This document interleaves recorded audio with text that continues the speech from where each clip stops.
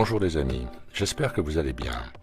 J'en remets une troisième petite couche sur cette programmation prédictive qui nous indique de manière incroyable et à tous les niveaux que dimanche prochain, le 3 novembre 2019 donc, se produira à Seattle un énorme attentat sous faux drapeau.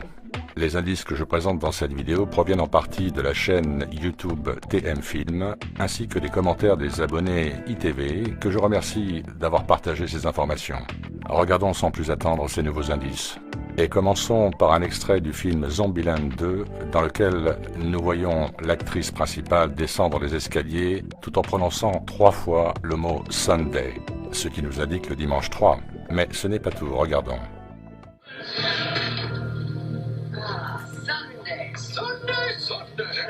Bon, 3 fois Sunday, c'est clair, et en plus, on a le chiffre 3 sur le véhicule qui est en face. Mais il y a aussi 2 guitares, dont les manches représentent les 2 colonnes, le chiffre 1 donc, le 11.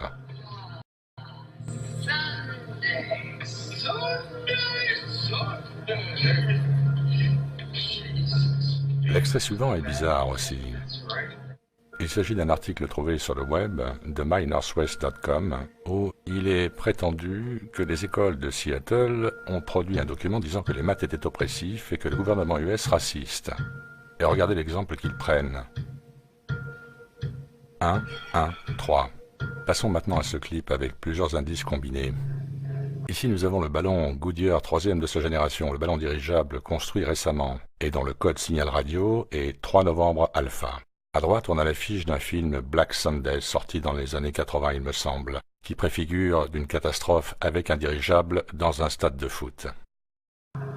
Là, la couverture d'un album de Led Zeppelin.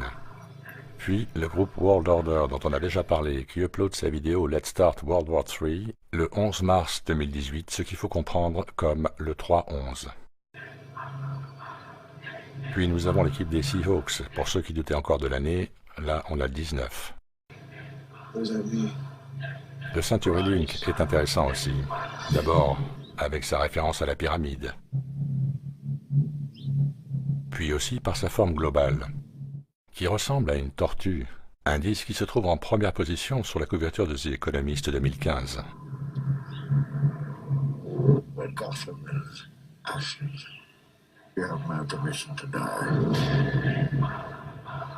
Led Zeppelin à nouveau.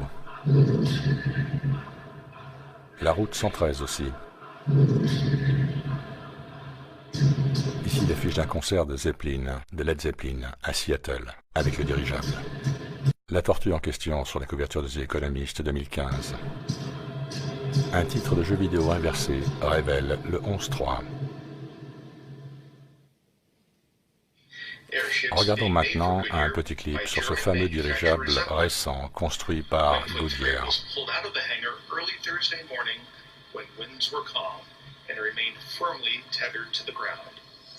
Aujourd'hui est un grand jour pour ce dirigeable qui aura pour code novembre 3 alpha. Qui aura pour code novembre 3 alpha. Ça ne s'invente pas, n'est-ce pas? Passons maintenant à ceci, encore plus bizarre. Une chaîne du nom de CBN News a publié sur YouTube le 3 janvier 2019 une de leurs émissions avec comme titre le 3 novembre 2019.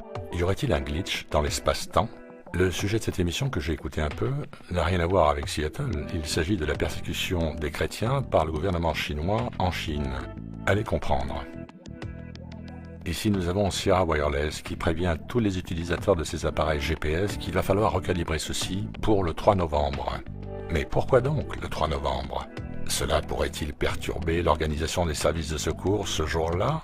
Si le système GPS ne marche pas ce jour-là, imaginez la catastrophe. Nous avons devant nous un extrait d'une vidéo de David Goldberg que je considère comme une psyop du Mossad, mais je ne vais pas détailler l'affaire ici.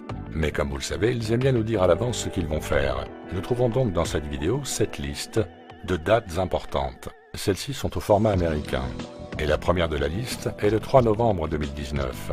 Nous avons aussi le 16 décembre 2019, le 4 avril 2020 et le 19 octobre 2020. Et en dessous, nous avons FF, point d'interrogation, FF qui veut dire False Flags. J'en arrive maintenant à deux films américains. L'un est Countdown, qui est sorti aux États-Unis vendredi dernier, le 25 octobre. L'histoire d'une application qui détermine le jour de votre mort. Sympathique. Regardez les chiffres, la date s'y trouve. En additionnant ou en soustrayant les chiffres entre eux, vous obtiendrez le 3 novembre 2019. Et plus surprenant encore, on a le chiffre 10 heures sur l'affiche. Si vous calculez le nombre de jours entre le 25 octobre et le 3 novembre 2019, en incluant la journée du 3 novembre 2019, vous obtenez 10 jours. L'indice ici, c'est que le compte à rebours est en jours en fait, et non pas en heures.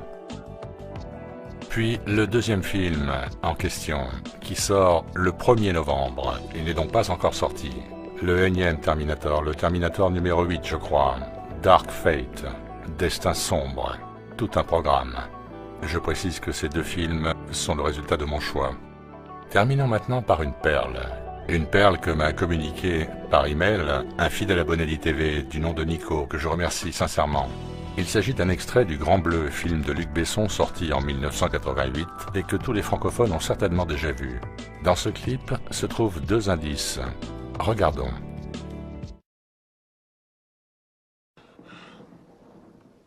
Je te dérange pas? Pas de problème, j'adore être réveillé en plein sommeil.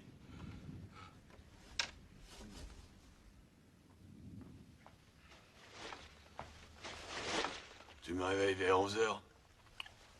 Tu me réveilles vers 11 h. Et qu'est-ce qu'on voit sur ce plan? Un réveil avec la petite aiguille sur le 11 et la grande aiguille sur le 3. Oh, une coïncidence bien sûr. Il y a un deuxième indice, mais celui-ci je ne vais pas vous le révéler. Cet indice n'est pas en lien direct avec le sujet de cette vidéo, mais comme je vous l'ai déjà dit, en termes de tromperie universelle, tout est lié. Alors, vous l'avez trouvé? N'hésitez pas à mettre votre réponse dans la section commentaire de cette vidéo. Je pense que les fidèles d'ITV trouveront facilement.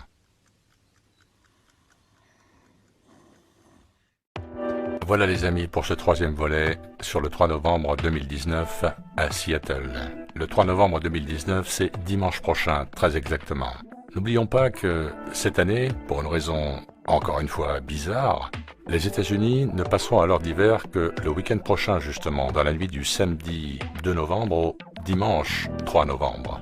Alors va-t-il vraiment se passer quelque chose dimanche prochain à Seattle? Ne soyons pas dupes, ils savent très bien que nous savons. Et ils peuvent facilement vérifier l'étendue de cette connaissance parmi les masses. Et si celle-ci n'est pas suffisamment répandue, ils mettront leur plan à exécution, puisque de toute façon, ils contrôlent toute la narration. Et ça, nous le saurons dimanche prochain.